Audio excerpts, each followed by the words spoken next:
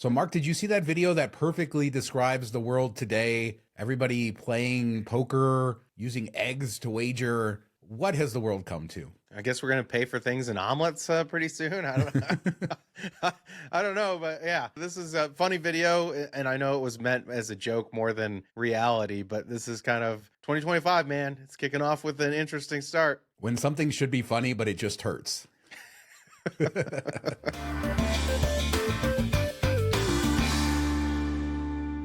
What would an MTM Vegas episode be without lines? And this week's turn was for Resorts World.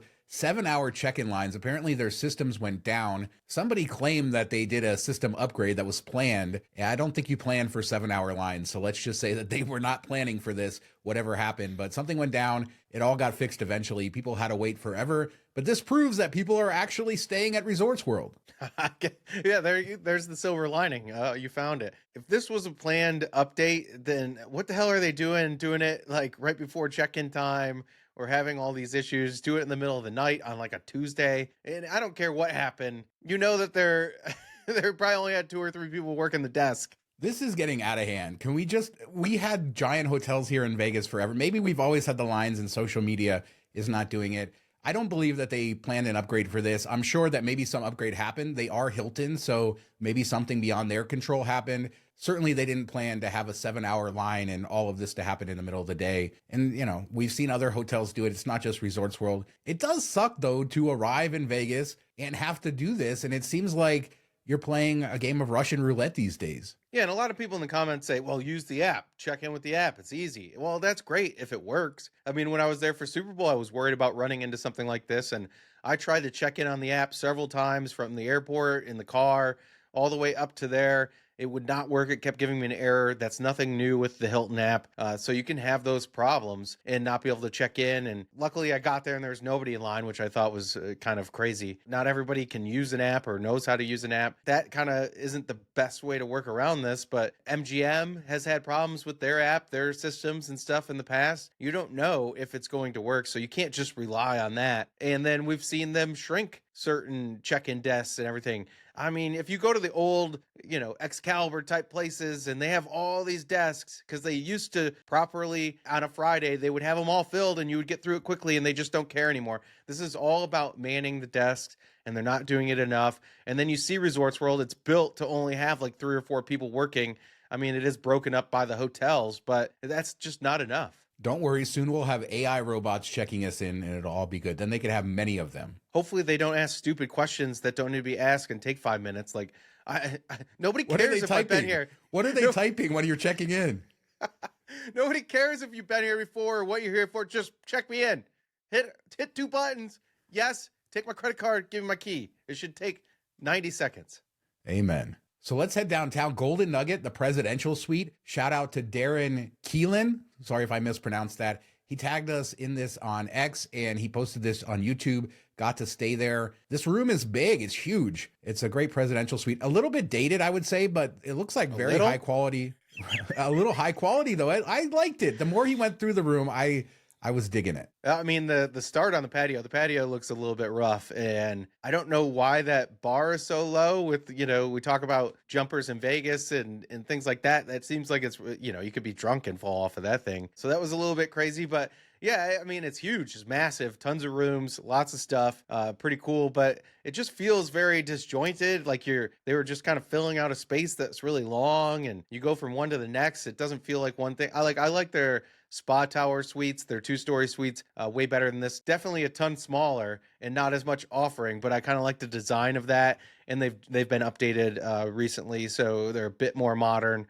But yeah, this is a cool look inside of it, and just every hotel seems to have one of these, at least the older ones, that just has this type of vibe to it. So which one, this one or the Jackie Gone suite over at El Cortez? Oh man, I think I'd take this one. Jackie Gone is just a little too old.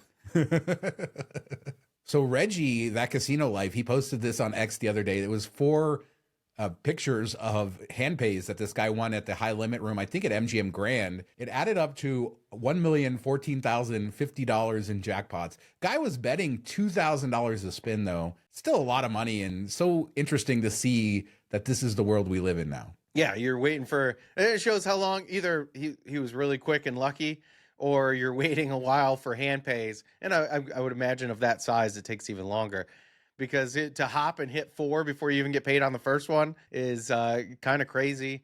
I made the joke on the thread. I'm like, this person's probably down 2-3 million still. If you're betting 2,000 a spin, this is nothing. I saw Reggie, he was defending the guy. He's like, probably not. It would take so many spins. But I mean, who knows? It could be a nice night up. But if you're playing that regularly at $2,000 a spin, you are going to lose a lot of money. But it's interesting to see. So glad to see that. On the topic, Boulder Station just shared this win, a Keno win, a dollar bet, $15,594. The reason we're covering this, and Mahaffey pointed this out this week, it's great to see them include the bet level. Then you really know what kind of jackpot it is. So many casinos are being sneaky with that these days.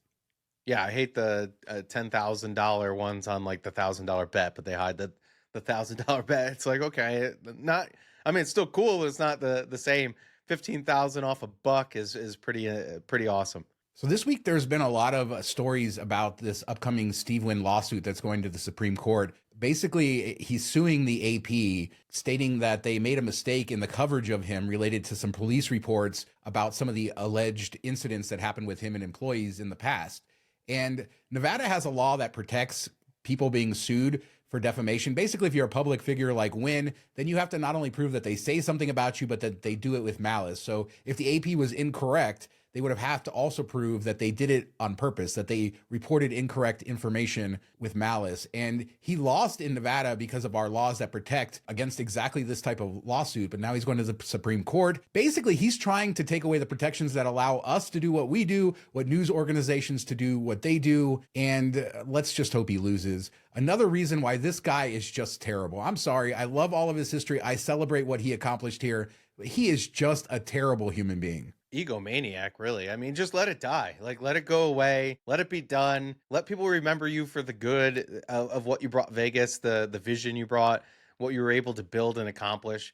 And this would all fade away over time, especially after once you pass away and move on. People will remember that. Your name's still on a building, all those types of things. And this just kind of rehashes up what you were doing. Hopefully it doesn't come after us after all our jokes over the years. But it shows that somebody with a lot of money can sue people like smaller media organizations until they can't defend themselves. That's really why these anti-SLAPP laws are on the books, because basically if somebody like Wynn brings up a lawsuit and then the state says that it's not good, then they have to pay the lawyer fees for the person that they sued. So it helps. His team tried to get our anti-SLAPP laws sort of weakened back a decade ago, including with our current attorney general helping with that. So I don't know, but this all backfires. It just brings all the stories back. I don't know what's true, what's not true. There are other police reports, other incident reports, other things that have been reported, alleged about him over the years. So it's not just this one thing either. I don't know, but he just wants to bring it all down, and that sucks. Nevada Independent had a great article about it. I'll put a link down so you can understand more of the context here and why this really matters for having true open discussions in an age of social media, but just regular media and anything in general.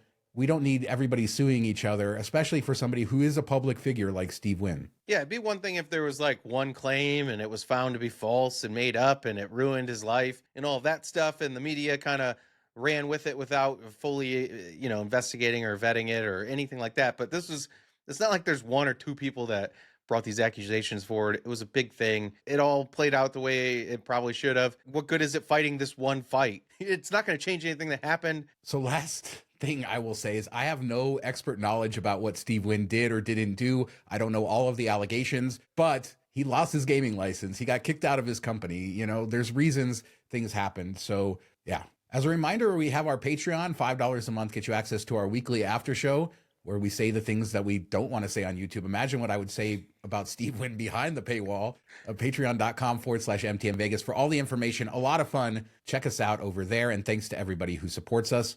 So there was an article this week about Caesars being bullish on the future of Las Vegas, how they spent like $1 billion on everything in the last few years. And we criticize Caesars a lot. They've cut back a lot, higher prices, worse service, things like that. But this article made me really think about how El Dorado took over Caesars a few years ago and the many changes that they've made to the company, some good, some bad. But if you think about Bally's turning into Horseshoe, changing the tower over to Paris, everything they've done at Caesar's Palace with all the renovations, the Flamingo, they've added so much there, including the new pool coming, but also Vanderpump and Ramsey and all kinds of other stuff there. So they really have transformed the company, and there are some positives to all of this. Yeah, I think they've done a good job. I mean, Caesar's definitely deferred maintenance forever, and everything was kind of in rough shape. So they took over a pile of crap and have done a decent job shining some of it up. They've definitely cut costs wherever they could. You know, they're less generous to the players, to the patrons, all that stuff. And it feels cheap, but they also at least have put that money elsewhere.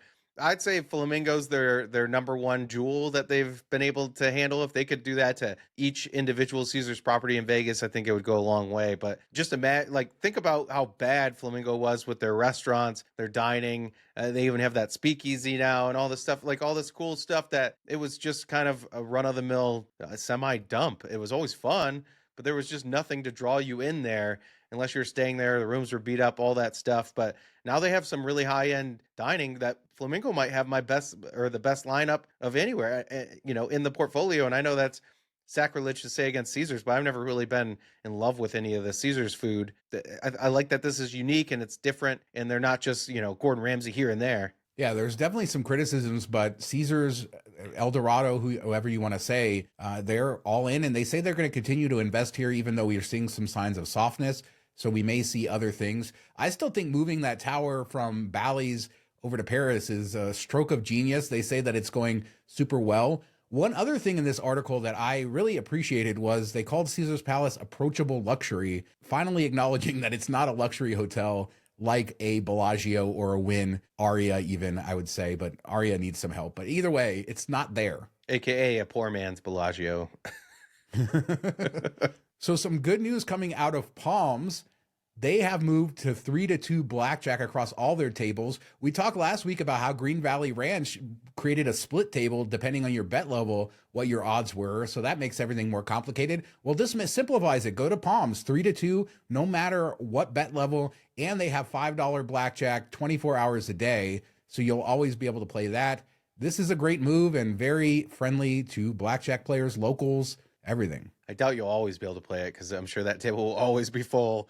So good luck finding a seat during busy times. But no, this is really cool. And we've been asking for people to do this, like lean back into the value of Vegas. And South Point's been super successful with offering value in their food, and they even lose money on their dining, but it brings people in and they make it up elsewhere. And that's the way Vegas used to be run. And we're not seeing it. So definitely, go support Palms. Next time I'm out there, I'm planning on going in there and putting some money into the place because they're doing this. Even if I don't gamble, like I'll dine or get some drinks or do something there, walk around the property. I haven't checked it out since it reopened anyway, so I need to get over there. But, support this. Go there. And we've talked about how people say they give the best rewards and all that stuff for gamblers. And if they are seen as successful and they pack the place, maybe others will do it. And that's kind of the message we need to send. And maybe people are starting to wake up that South Point works. If this works, who else will do it? Yeah, this is great. And there's people that argue, well, what does it really matter? 3-2, 6-5. Well, the difference is on your blackjack, right? So if you get a blackjack at a $10 bet, on 3-2, you're going to get $15. And on 6-5, you're going to get $12. And then you kind of extrapolate that out over many hands. And it does change the odds significantly and the house advantage significantly. And this is the same reason they're adding zeros to roulette. You may not see a huge difference. You're like, oh, what's one extra zero on the roulette wheel? But it does change the odds significantly. This is great. And yeah, everybody should go play blackjack at the Palms. Show the other casinos that this is how they should do it. Yeah, agreed. Support them. Let's make this the thing where maybe everybody off the strip adds value somewhere, something. Maybe we see a single zero roulette wheel come to the Orleans or something next. Who knows? Or the Rio. Many people don't know, but Monte Carlo on the strip opened with single zero roulette, the European style. Those were the days, man. How far have we come since then? Yeah, rest in peace, Monte Carlo. So I was scrolling through YouTube, came across this short of the spiciest tacos in Vegas, and it's from Mas Por Favor. That is the taco shop / speakeasy. We covered it on the show last year. It's over in Chinatown. Really like it. But they do these crazy tacos, which have all kinds of ghost peppers and habaneros and all this stuff. But then I went to their website and found out that they do these eating competitions. So it's not just that you can go in there and buy them and everything. They do these competitions where you sign up and you can win $1,000 if you eat these tacos. The next one is happening today as this comes out, but I guess they might do this more often. These look bad. I like spicy things. I eat some of this. When you see this video, no, I can't. No. You don't want to be on the toilet for 3 days? But no, that's what I loved about this place, was that it was a functioning taco shop out front. And a lot of speakeasies, it's like a fake little thing, or it's not, two separate entities that work together. And I think that this does. And I definitely want to try the tacos next time. I don't know if I can handle the spice. It reminds me, have you watched the show Landman at all yet? Just the first episode, so not the whole thing. You must watch it. But when the son goes and eats with a Mexican family, and he takes a bite of the taco, and he almost spits it out because he's like, I can't handle this heat. So moving on, the Boulevard Mall, we have some stories about that. That's that new mall where the Hawaiian Marketplace was. It's across from City Center on the Strip. And they have free F1 simulators. And thanks to CSIM 1977 for tagging us in this. He always tags me in things. I just want to say a genuine thank you for that. But yeah, it looked pretty cool. He did say there was a couple of them that were broken, so that kind of sucks. But reminds me of the old NASCAR cafe back at the Sahara back in the day, those simulators. I remember that place. Man, that's a long time ago. There was nobody in the Sahara back then. It was bad. But no, this looks really cool. It looks kind of like that Gran Turismo movie when they had the simulators and the people competed to become a race car driver. A pretty interesting movie if you haven't seen it, but based on a true story. And this looks just like what they were using in that, and what some people have. And I'm guessing drivers use this to practice courses that they're going to be racing. So it looks real legit and cool. And I imagine the line's going to be terrible on weekends, but if you're there during the week, maybe you can slide in pretty quickly and check it out. Hopefully they get all the stuff, maintained and fixed, so it's not a big problem with breakdowns. It's in the Puma store, I believe. So I don't know what the tie-in with Puma. Maybe it's just F1 doing a sponsorship here. You can do the F1 Las Vegas Grand Prix route because that is what he shows in his video. But Boulevard's also building this giant sign. Did you see that? And It totally blocks Brewdog's view from the rooftop bar, at least of the north area of the Strip. So that kind of sucks. Yeah, kind of terrible. A little bit. I mean, you could have built it a little bit shorter so they can see over. I don't know. Maybe once you're up there, it's not as bad as it seems in the picture because you can't tell angles or views or anything until you're on that plane. But it doesn't look great from what we're seeing. And, this is another picture from James in Vegas, but not our James in Vegas. Ours is better. We like both Jameses in Vegas. All right, back to Flamingo. And I don't even know how to describe this. Vital Vegas tweeting out that the spa at Flamingo is now co-ed. And then he says clothing is no longer optional. Was it when they made it co-ed, was clothing optional at that point? Or did they, like all other spas, when you have a co-ed? I don't know. But it just made a lot of jokes. And is the Flamingo spa any good? Maybe they blow on things there too. Maybe you can get dehydrated in that spa. You just brought it up so that you could talk about Fontainebleau again and how the lady puts on an amazing show and blows things. And it's very co-ed and it's great. And everybody has their clothes on. You have to wear clothes. So there you go. I have to imagine the Flamingo spa is several steps down. Somebody did say in the Flamingo that they caught two men having. They just give you pop rocks in there instead of their own rock show. One guy did say they changed it last year. I stopped using it after I witnessed a couple making out in the men's lounge. So yeah, maybe clothing, not a bad idea. Yeah, we don't know if that was, what kind of arrangement that was between the people, if it was people sneaking in or people that were supposed to be there or whatever, but definitely something you don't want to experience when you're in a spa with a group of people. Keep that in your room. So there were some stadium shakeups this week. Levi Restaurants is the company that ran all the food and beverage at Allegiant Stadium. They announced that they're out. Oakview Group, that's the company that wants to build that NBA arena, is going to be taking over food and beverage there. And then when you dig into it even more, Egan Durbin, who is the CEO of Silver Lake, who is one of the primary investors in Oakview Group, is a part owner of the Raiders. All this is all working together, I guess, and probably why Oakview Group has the inside track to the NBA arena too. I mean, who doesn't own the Raiders? Do you own the Raiders? I feel like you probably own a piece of the Raiders. Has he just sold off? Is he breaking off a chunk for every person that walks up to his door?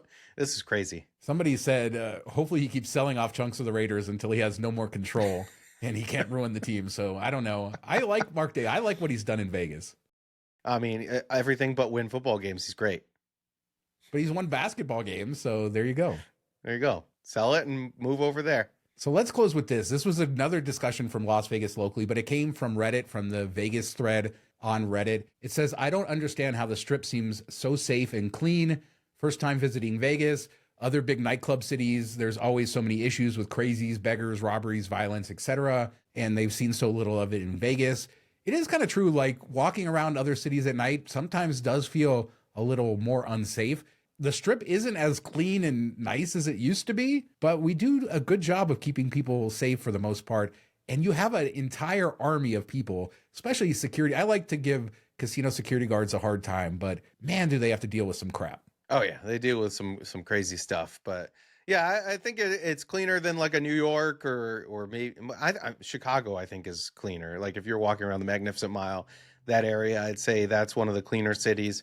So I wouldn't throw that in there, but there are a lot of big cities, a lot of trash. New York's probably the dirtiest. New Orleans can get a little funky at times, especially in the night. So I think they do a good job. It's tough. I think the amount of people that you have walking around there, one, makes it somewhat more dangerous, but also more safe. Like you're never walking down the street by yourself, down an alley or anything like that in Vegas. If you're on the Strip, there's always lights everywhere. It's well lit. So I think it just naturally lends itself to be a bit safer than some other cities. You know, you end up in Naked City at night. That could be a tough a spot at times, but if you stay near the Strip, I think you'll be okay most of the time. I mean, we've seen some random one-off things, but for the most part, it's one of the safer big cities in the US, I think. I think the truth is that we do have a lot of really crazy stuff happen. And so the training that our police officers security has is really great. So unless you experience one of those crazy situations, you're just going to notice that things are normal because they are used to it and they react very quickly. So if something happens,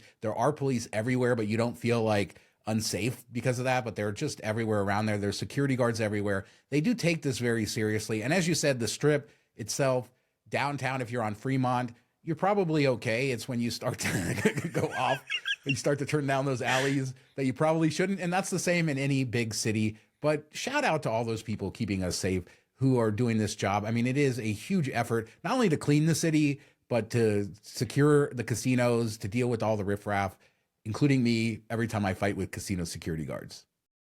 Yeah, and it's always great when you get up in the morning and it's all, the streets are swept and cleaned and everything looks nice, pristine, and it's not too busy, not too loud. Mornings in Vegas are pretty special. That is a tip for anybody. Wake up at 6 a.m. and walk around. It is magical. All of the spectacle, none of the people. You should do that. So let us know what you guys think about anything we talked about today. Caesars and all of their investments in their properties. Are they really making a difference? Resorts World, another line. Are you tired of seeing these videos? Steve Wynn, all of that. Leave a comment. We do 2 shows a week, Tuesdays and Fridays, and we'll be back in a couple days with another show. Thanks so much for watching. Talk to you next time. Have a good week, everybody.